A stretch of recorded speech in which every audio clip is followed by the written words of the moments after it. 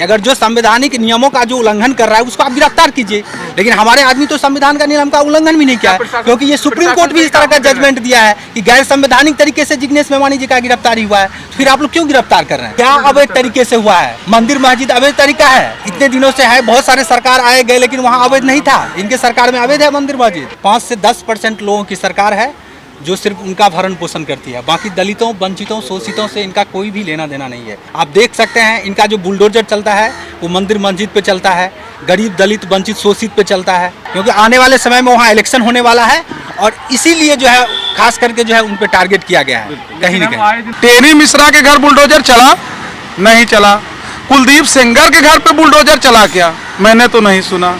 खासकर जो बड़े चैनल्स है, न्यूज़ चैनल्स, इनके खिलाफ जरूर कोई एक्शंस लें, क्योंकि ये टीवी पे सिर्फ एक ही डिबेट में लगे हुए हैं, धर्म वाली डिबेट बस। कोरेगांव होता है तो तमाम दलित एक्टिविस्टों को जेल में डाल दिया जाता है। आज संजीव भट्ट जेल के अंदर है, उमर खालिद जेल के अंदर है। एक समुदाय के खिलाफ राजनीति करके नरेंद्र मोदी अपनी सरकार चलाना चाहते हैं। एक जाति के खिलाफ, एक दलित, मुस्लिम, आदिवासी, पिछड़े, अल्पसंख्यकों के खिलाफ दमन करके नरेंद्र मोदी सरकार अपनी राजनीति चमकाना चाहती है।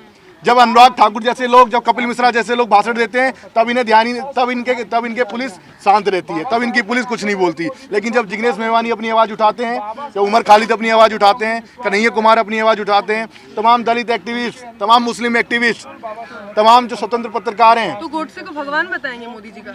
जी, गोडसे को भगवान बताने वाली बात आप कही है। जिस तरीके से उनको शांति की अपील करने के लिए, शांति की अपील करना कोई गलत बात। नरेंद्र मोदी से ये बोला कोई कि आप देश के प्रधानमंत्री हैं, उनसे कोई बोले कि मोदी जी आप शांति की अपील करिए, तो इस शांति की अपील के चक्कर में आप उन्हें जेल की करेंगे। आप, ये सच्चाई है कि देश के अंदर गोडसे की सरकार चल रही है। किस तरीके की सरकार? जो सावरकर को मानने वाली है, गोडसे को मानने वाली है। आरएसएस की विचारधारा क्या है? एक राष्ट्र, हिंदू राष्ट्र।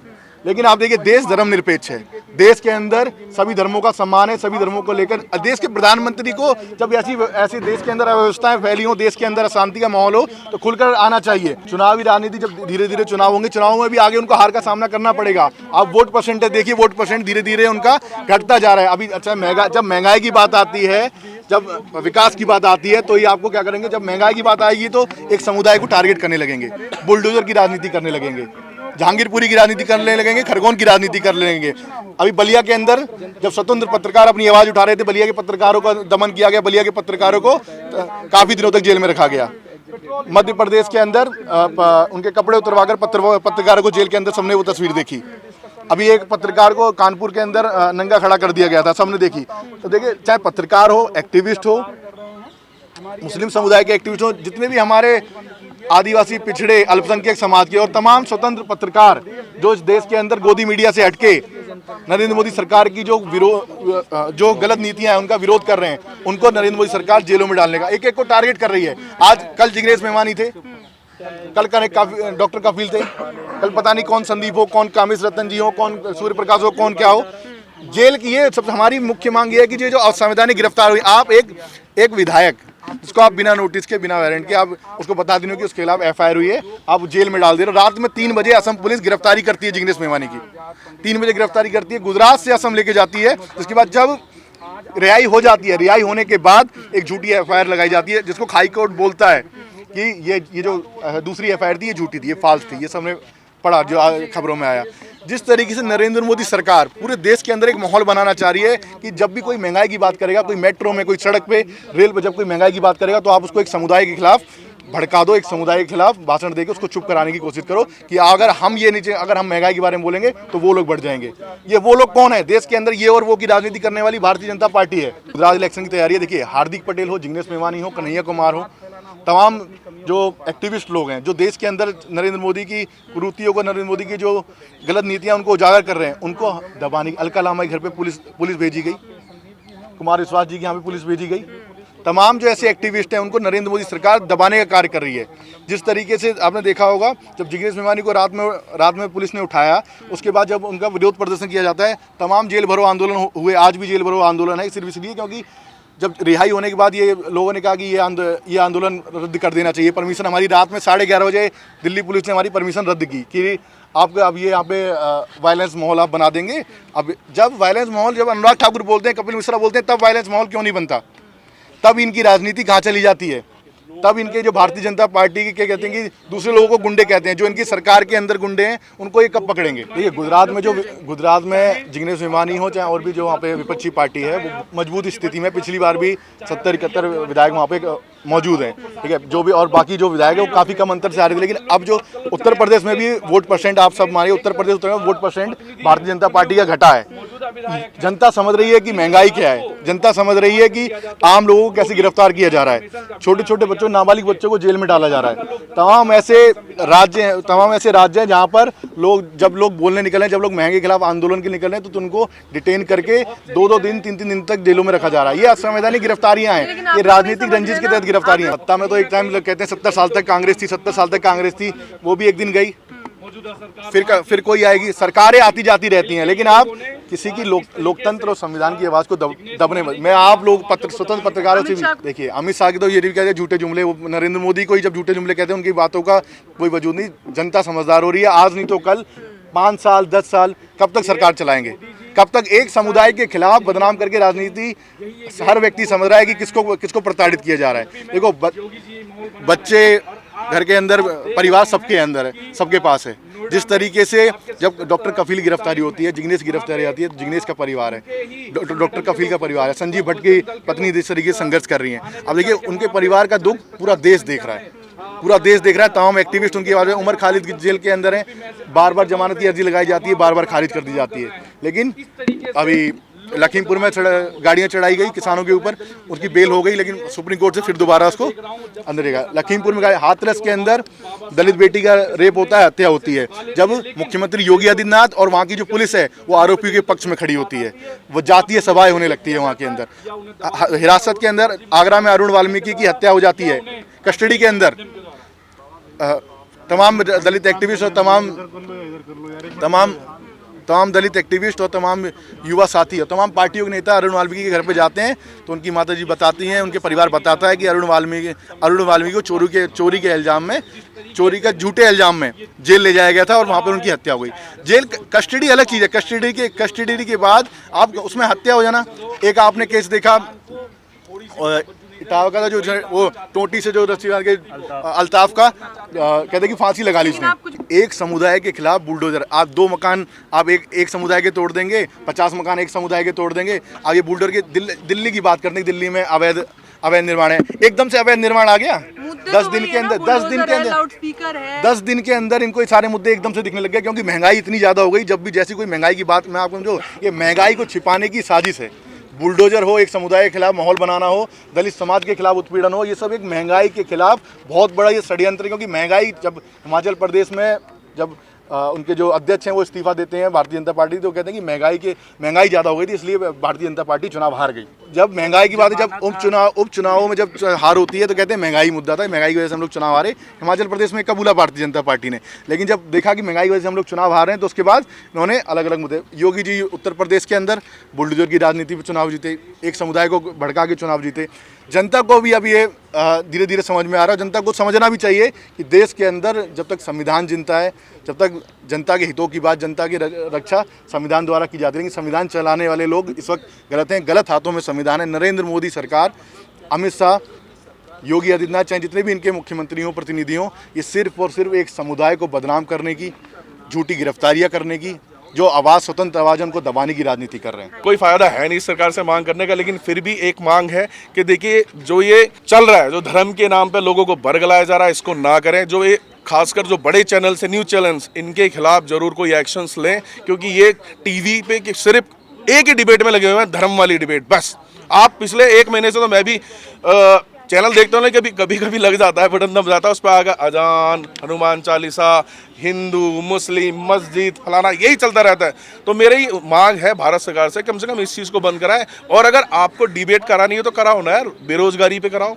आपने पूछा आपकी क्या मांग, हमारी मांग है, पूरी करनी ना कर रहे हैं, लेकिन अगर आप नहीं सुनोगे पब्लिक की, आम आदमी की नहीं सुनोगे, तो डेफिनेटली बीजेपी सरकार जाएगी।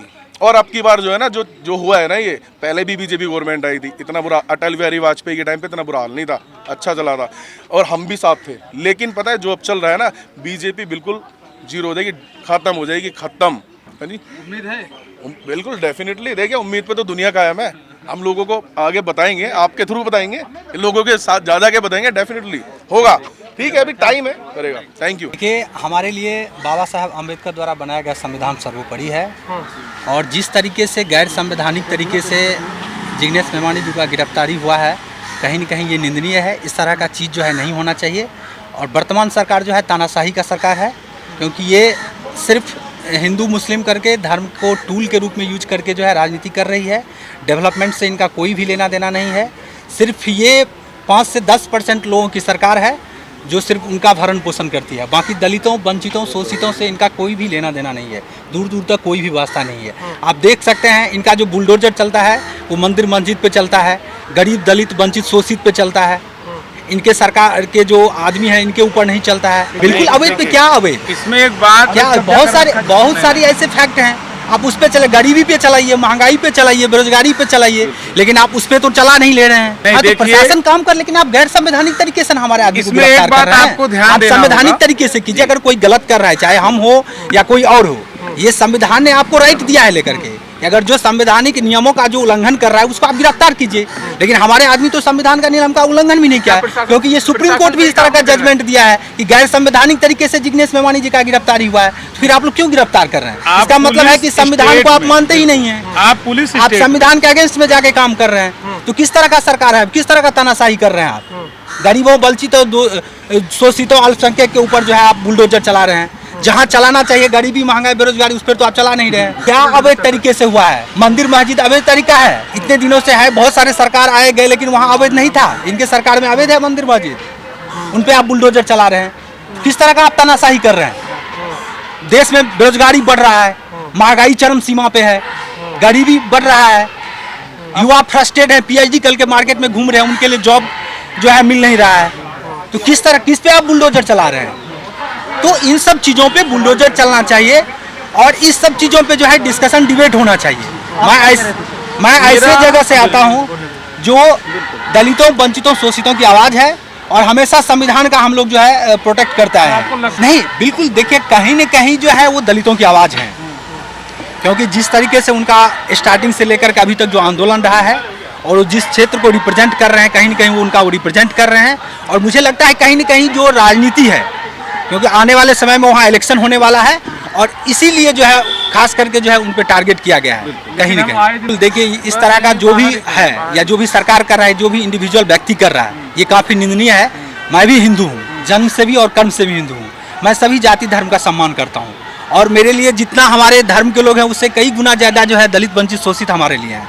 मैं हमेशा उनके अधिकार की बात करता हूँ, उनके लिए हमेशा जो है आवाज़ बुलंद करता हूँ और मैं ऐसे संस्था से भी हूँ जो हमेशा उनके लिए खड़ा है, उनके अधिकार के लिए खड़ा है। बिल्कुल नहीं, हिंदू क्यों, हम भी हिंदू हैं, हम बीजेपी के सपोर्टर नहीं हैं, हम कांग्रेस के आदमी हैं।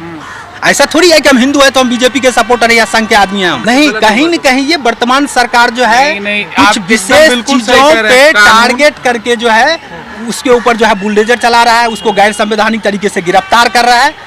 और इस तरह का चीज अगर कर रहा है तो मतलब कि आप शो कर रहे हैं कि हम तानाशाही सरकार है और आगे भी हम इस तरह का प्रोपेगेंडा करेंगे। आपको क्या लगता है, अभी हम लोग जवाहरलाल नेहरू यूनिवर्सिटी से निकले, यहाँ पे आए हैं जिग्नेश भाई के लिए और जो असंवैधानिक गिरफ्तारियां हो रही हैं, फिर हम लोग यहाँ से जो है आगे जा रहे हैं रामलीला मैदान, किसान जो वहाँ पे हमारे लेबर समुदाय के लोग जो है प्रोटेस्ट कर रहे हैं। देखिए आपको समझना होगा, साथी पूछ रहे थे कि पुलिस अपना काम कर रही है, बुलडोजर चल रहा है, संवैधानिक रूप से अगर जो काम किया जा रहा है तो उसमें गलती क्या है? आपका यही प्रश्न था ना कि जो अपराधी है उसके ऊपर कार्रवाई हो, बिल्कुल यही तर्क है आपका।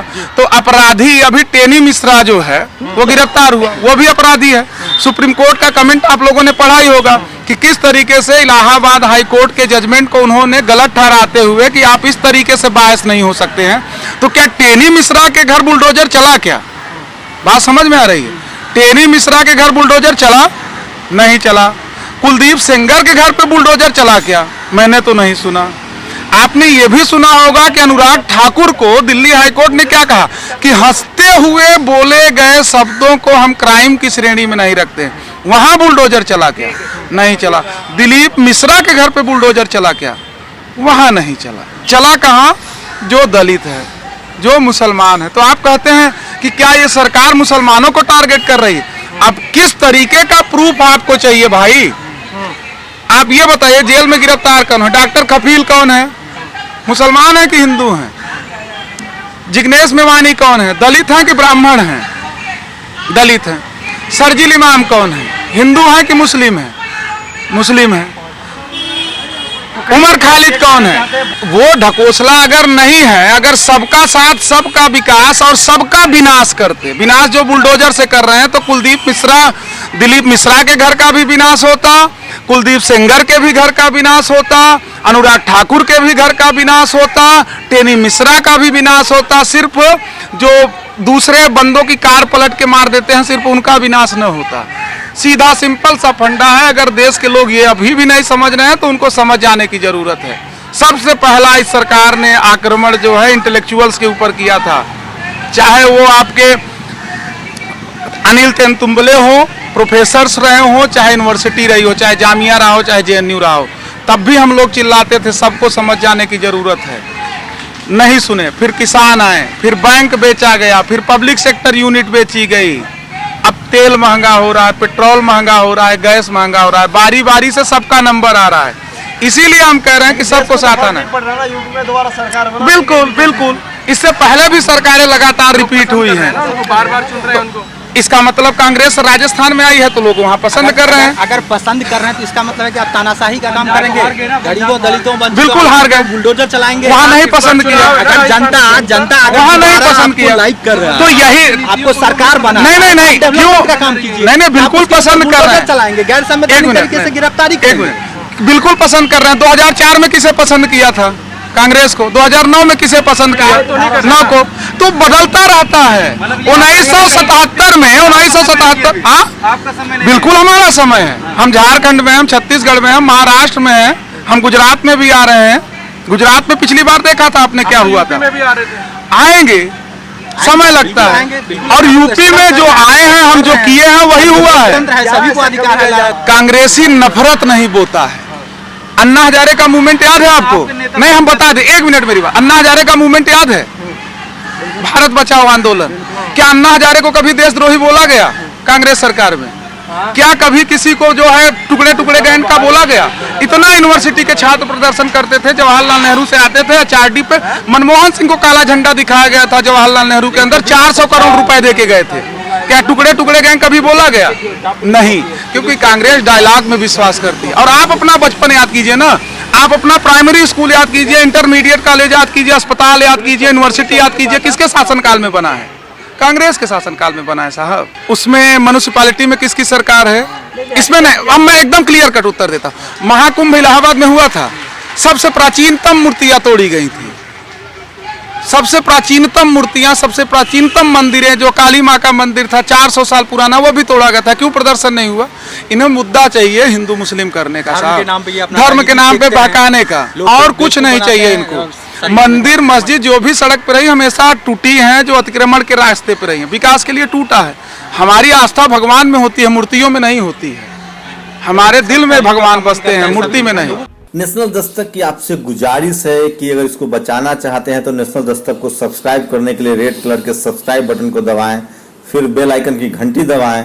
नेशनल दस्तक को बचाने के लिए बहुत जरूरी है कि हर खबर को शेयर करें, लाइक करें, कमेंट जरूर करें।